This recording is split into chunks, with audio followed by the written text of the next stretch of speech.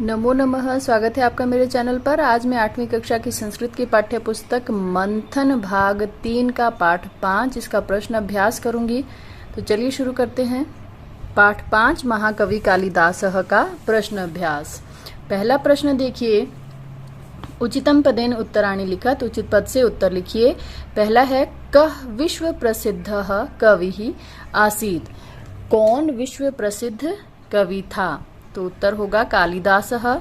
England वासिनः तं केन नामना संबोधयन्ति। कालिदास या शेक्सपियर? उत्तर होगा शेक्सपियर।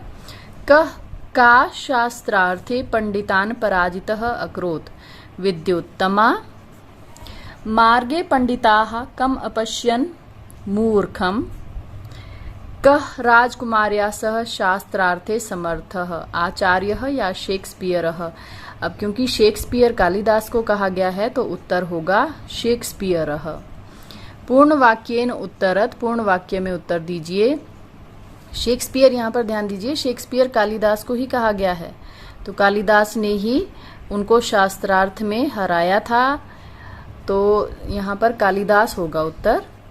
पूर्ण वाक्येन उत्तरत। पूर्ण वाक्य में उत्तर दीजिए।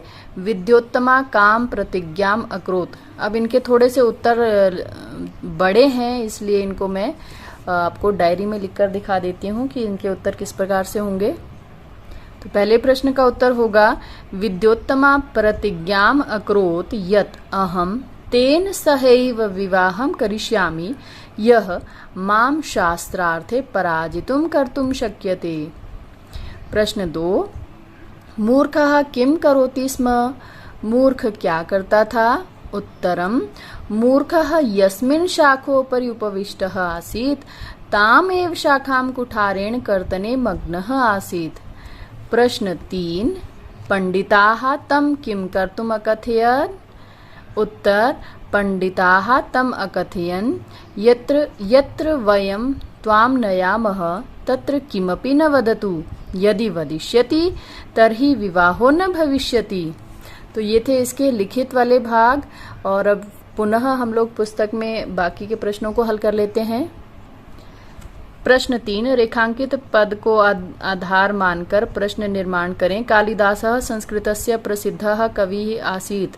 कालिदासः कः आसीत्? यहाँ पर उत्तर होगा कः। कालिदासः कः आसीत् और प्रश्नवाचक चिन्ह लगा दीजिए अंत में। उसके बाद अगला प्रश्न देखिए, ख विद्योत्तमा विद्याधरस्य पुत्री आसीत्। विद्याधरस्य की जगह हो जाएगा कस्य। विद्योत्तमा कस्य पुत्री आसीत् और यहाँ पर लगेगा प्रश्नवाचक चिन्ह। अस्याः विवाह तु मूर्खेण सह कारयिष्यामः।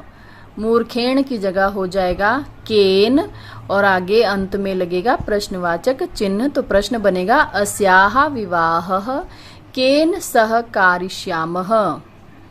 प्रश्नवाचक चिन्ह। पंडिताः मूर्खं पंडितवत् आभूष्य अनयन्।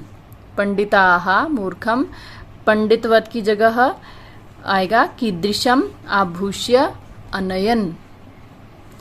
एषः आचार्यः मौन व्रतम आचरति। तो मौन व्रतम की जगह हो जाएगा किम। तो एषः आचार्यः किम आचरति, प्रश्नवाचक चिन्ह। प्रश्न 4 देख लीजिए। इसमें आपको मूल धातु, वचन, लकार, पुरुष आदि सब लिखना है। तो वदतु में वद धातु है, एक वचन, लोट लकार प्रथम पुरुष। दास्यति में दा धातु है, एक वचन, लिट लकार प्रथम पुरुष। अचिंतयन में चिंत धातु है, बहुवचन में लंग लकार प्रथम पुरुष। आचरति में आ उपसर्ग पूर्वक चर धातु है, एक वचन, लट लकार प्रथम पुरुष। करिष्यामि में क्री धातु है और एक वचन, लिट लकार है उत्तम पुरुष। अकरोत में क्री धातु है, एक वचन, लंग लकार प्रथम पुरुष।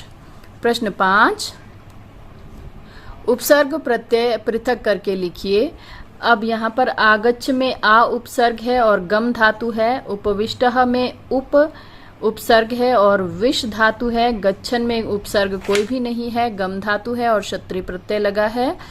और भूत्वा में उपसर्ग कोई भी नहीं है, भू धातु है, क्त्वा प्रत्यय है। आभूष्य में आ उपसर्ग पूर्वक भूष धातु है और यत प्रत्यय है।